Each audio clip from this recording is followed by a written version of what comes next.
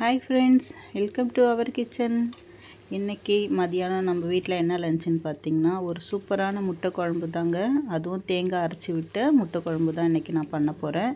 இது பார்த்திங்கன்னா நம்ம டிஃபன் சாப்பாடு எல்லாத்துக்குமே, சப்பாத்தி எல்லாத்துக்குமே இது சூப்பரான ஒரு சைட் டிஷ்ஷாக இருக்கும். இது எப்படி செய்கிறதுன்னு சொல்லிவிட்டு இப்போ நீங்கள் பார்க்குறீங்க. நீங்கள் இதை பாருங்கள், எதுவும் இல்லாத பொருள்லாம் எதுவும் சேர்க்கல. எல்லாமே நம்ம வீட்டில் இருக்க பொருட்கள் சேர்த்து தான் இது செய்ய போகிறேன். இதோட ப்ரிப்ரேஷன் மட்டும் எப்படி நீங்கள் பார்த்துக்குங்க. ஒன்றும் இல்லை, உங்கள்கிட்ட கொஞ்சம் பேசணும்னு எனக்கு ஒரு மனசு ஒரு ஒரு ஆர்வமாக இருந்தது. என்ன பேசுகிறதுன்னு தெரியல. பேசுகிறதுக்கு நிறைய இருக்குது. பேச வேணான்னு ஒரு பக்கம் மனசுக்குள்ளே ஒரு வேதனையாகவும் இருக்குது. பேசணுன்னு ஒரு ஆர்வமாக இருக்குது. அதை எப்படி சொல்கிறதுன்னு எனக்கு புரியலை. எதுவும் எனக்கு பெருசாக ஃப்ரெண்ட்ஷிப்லாம் எதுவும் கிடையாது. நீங்கள் எல்லாருமே தான் என்னோடய ஃப்ரெண்ட்ஸு, ஃபேமிலிஸ் எல்லாமே நான் நினைக்கிறேன். அதனால தான் எனக்கு மனசு எதனா சரியில்லைனா கூட லைவ் போட்டு உங்கள்கிட்ட பேசிடுவேன். இன்றைக்கி கூட பார்த்திங்கன்னா லைவ் போட்டு பேசினேன் என்னோடய ஃப்ரெண்ட்ஸ்கிட்டலாம். என்னோடய ஃப்ரெண்ட்ஸ் மீன்ஸ் பண்ணுறது உங்கள் எல்லாரையும் தான். மனசுக்கு ரொம்ப நல்லா இருந்தது எனக்கு. அதனால் யாரும் தப்பாக நினைக்க தேவையில்ல. என்னடா அது மீடியாவில் இப்படி பேசிகிட்ருக்காங்கன்னு சொல்லிட்டு.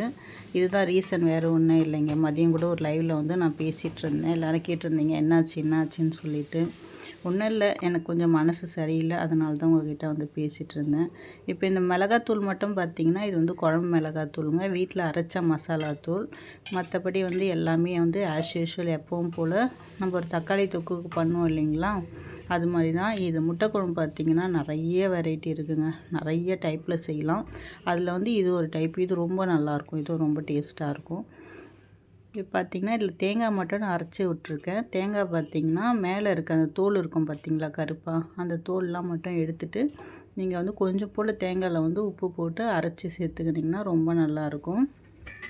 முட்டை மட்டும் இந்த வெயில் நாளில் மற்ற எந்த சீசன்லையாக இருந்தாலும் சரி, ஆல்ரெடி ஒரு ஷார்ட்ஸ் வீடியோவில் கூட நான் சொல்லியிருப்பேன். முட்டையை தனித்தனியாக எப்போவுமே இப்போ ஒரு 4-5 முட்டை சேர்க்க போகிறோம், ஒரு ஆம்லேட் கூட நம்ம சேர்க்க போகிறோன்னா தனித்தனியாக உடச்சி ஒரு சின்ன கிண்ணத்தில் இருந்தால் ஊற்றிட்டு அதுக்கப்புறம் பெரிய கிண்ணத்தில் மாற்றி நம்ம ஆம்லேட்டுக்கோ எதுக்காக இருந்தாலும் நம்ம சேர்க்கலாம் தனித்தனியாக.